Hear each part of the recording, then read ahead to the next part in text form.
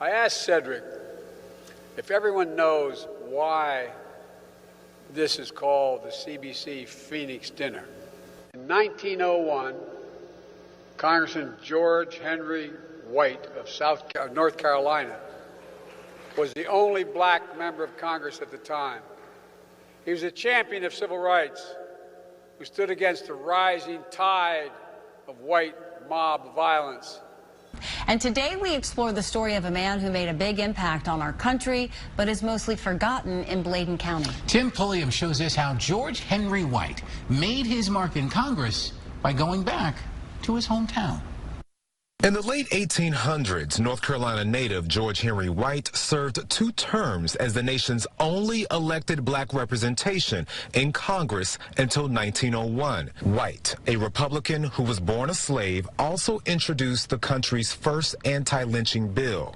His legacy stretches past Congress. He started a law practice and a commercial bank for blacks up north, and he founded the town of Whitesboro, New Jersey.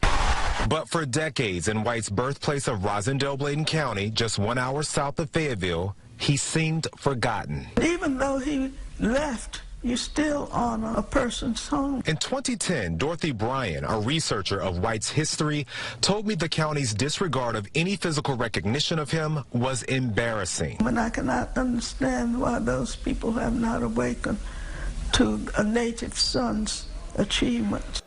Delivering his final 4 speech, he called a temporary farewell. George Henry White said of black Americans, and I quote, "Phoenix-like, we will rise up someday and come again." These parting words are on behalf of an outraged, heartbroken, bruised and bleeding, but God-fearing people, faithful, industrious, loyal, rising people, full of potential force. Well, folks, more than 120 years later, you've made that real. A potential force that's real.